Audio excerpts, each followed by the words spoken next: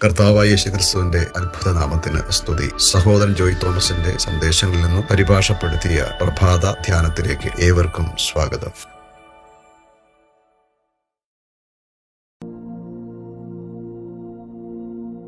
ദൈവജനത്തെ ഉണർത്തുവാനും അവരെ ദൈവിക വിളിയിലേക്കും ലക്ഷ്യത്തിലേക്കും മടക്കിക്കൊണ്ടുവരുന്നതിനും അവരുടെ ആത്മീയ അവസ്ഥയെ വെളിപ്പെടുത്തുന്ന വചനത്തെ സംസാരിച്ചത് കൊണ്ടുമായിരുന്നു അവരുടെ പിതാക്കന്മാർ ഈ പ്രവാചകന്മാരെ കൊന്നത്.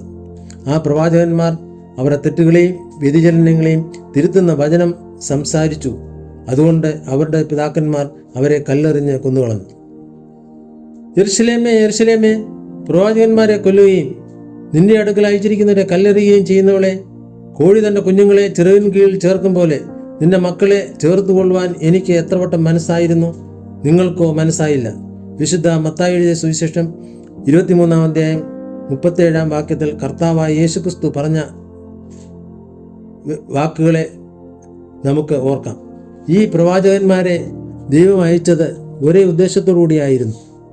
അവരെ തന്നിലേക്ക് അടുപ്പിക്കുന്നതിനും മടക്കിക്കൊണ്ടുവരുന്നതിനും ആയിരുന്നു അത്. ദൈവസ്നേഹത്തിൽ അവരുടെ അടുക്കൽ വന്നത് ആ ദൈവശബ്ദങ്ങളായ പ്രവാചകന്മാരെ എല്ലാം അവർ കല്ലെറിഞ്ഞു. അവരെ തിരുത്തുന്ന മടങ്ങി വരുവാൻ ആഹ്വാനം ചെയ്യുന്ന ദൈവസ്നേഹത്തിൻ്റെ ശബ്ദമായിരുന്നു അത്. എങ്കിലും അവർ അവരെ കേൾക്കാൻ വിസമ്മതിച്ചു. ഇന്നും സംഭവിക്കുന്നത് അതുതന്നെയാണ്. ആകയാൽ ഇന്ന് ഉറക്കത്തിലായിരിക്കുന്ന ഒരു സഭയ്ക്ക് ഒരു കാര്യം മാത്രമേ ചെയ്യാൻ കഴിയൂ. അവർ അവരുടെ പിതാക്കന്മാരാൽ കൊല്ലപ്പെട്ട ഈ പ്രവാചകന്മാരുടെ ഓർമ്മയ്ക്കായി ശവകുടീരങ്ങൾ നിർമ്മിക്കുന്നു. മുൻകാലങ്ങളിൽ കേൾക്കാൻ അവർ വിസമ്മതിച്ച ആ പ്രവാചകന്മാർ സംസാരിച്ച വചനങ്ങളെ ഇന്ന് പുസ്തകങ്ങളായി അച്ചടിക്കുന്ന തിരക്കിലാണവർ. ഈ പ്രവാചകന്മാരുടെ പുസ്തകങ്ങൾ അച്ചടിച്ച് സഭാലോകത്തിന് ലഭ്യമാക്കുന്ന തിരക്കിലാണവർ. ദൈവഭക്തന്മാരുടെ പുസ്തകങ്ങൾ പ്രസിദ്ധീകരിച്ച് ജനങ്ങൾക്കിടയിൽ വിതരണം ചെയ്യുന്ന തിരക്കിലാണ് അവരിപ്പോൾ. ഈ സമയത്ത് അത് ചെയ്യുവാൻ സഭയ്ക്ക് കഴിയും. എന്തുകൊണ്ടെന്നാൽ ഇന്നത്തെ ലവോദിക്കിയ സഭ പോലെ വളരെ സമ്പന്നയാണ്. അവൾക്ക് ആരിൽ നിന്നും ഒന്നും തന്നെ ആവശ്യമില്ല. എന്നാൽ സഭ ഒരിക്കലും ദൈവശബ്ദം കേട്ട് അനുസരിച്ച് പ്രവാചകന്മാരെ പോലെ നടക്കുന്നില്ല. ഈ മനുഷ്യർ നൽകിയ വില അവർ ഒരിക്കലും നൽകുകയുമില്ല. സഹോദരി സഹോദരന്മാരെ, സഭ ഇന്ന് വളരെ സജീവമാണ്. എങ്കിലും അവൾ ഉറക്കത്തിലാണ്. കള്ളൻ രാത്രിയിൽ വരും പോലെ കർത്താവിൻ്റെ നാൾ വരുന്നു എന്ന് നിങ്ങൾ തന്നെ നന്നായി അറിയുന്നുവല്ലോ. അവർ സമാധാനമെന്നും നിർഭയമെന്നും പറയുമ്പോൾ ഗർഭിണിക്ക് പ്രസവവേദന വരും പോലെ അവർക്ക് പെട്ടെന്ന് നാശം വന്ന് ഭവിക്കും. അവർക്ക് തെറ്റിയൊഴിയാവതുമല്ല എന്ന് 1 തെസ്സലോനിക്കർ 5-ാം അധ്യായം 2-3 വാക്യങ്ങളിൽ നാം വായിക്കുന്നു. സഹോദരി സഹോദരന്മാരെ, ഇന്ന് സഭ ഒരു ബാബിലോണിയൻ വ്യവസ്ഥയുടെ മടിയിൽ വിശ്രമിക്കുകയും ഉറങ്ങുകയും ആണ്. കാഹളം ധ്വനിക്കുമ്പോൾ അവർ എടുത്തുകൊള്ളപ്പെടുമെന്ന് അവർ പ്രത്യാശിക്കുന്നു. അങ്ങനെയുള്ള ഒരു സമയത്താണ് നാം ജീവിച്ചുകൊണ്ടിരിക്കുന്നത്. നമുക്ക് ദൈവത്തിൻ്റെ ശബ്ദം കേൾക്കാം, നമ്മുടെ വിളിയെ മനസ്സിലാക്കാം. നാം ആരും തന്നെ ആത്മീയ നിദ്രയുടെയും അലസതയുടെയും മണ്ഡലത്തിലായിരിക്കുവാൻ നമ്മെക്കുറിച്ച് ദൈവം ആഗ്രഹിക്കുന്നില്ല. അത് നാശത്തിലേക്ക് മാത്രമേ നയിക്കൂ എന്ന് നമുക്ക് മനസ്സിലാക്കാം. വിസ്മയവും ഭയങ്കരവുമായുള്ളത് ദേശത്ത് സംഭവിക്കുന്നു.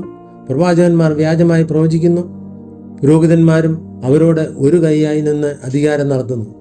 എൻ്റെ ജനത്തിനോ അതിഷ്ടം ആകുന്നു, എന്നാൽ ഒടുക്കം നിങ്ങൾ എന്തു ചെയ്യും എന്ന് പറയുന്ന പ്രവാചകന്റെ വാക്കുകളെ നമുക്ക് ഓർക്കാം.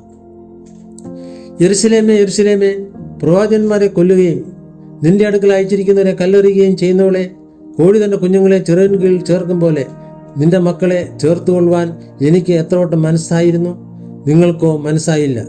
നിങ്ങളുടെ ഭവനം ശൂന്യമായി തീരും. വിശുദ്ധ മത്തായി സുവിശേഷം 23-ന്റെ 37-38 വാക്കുകളിൽ നാം കാണുന്നു.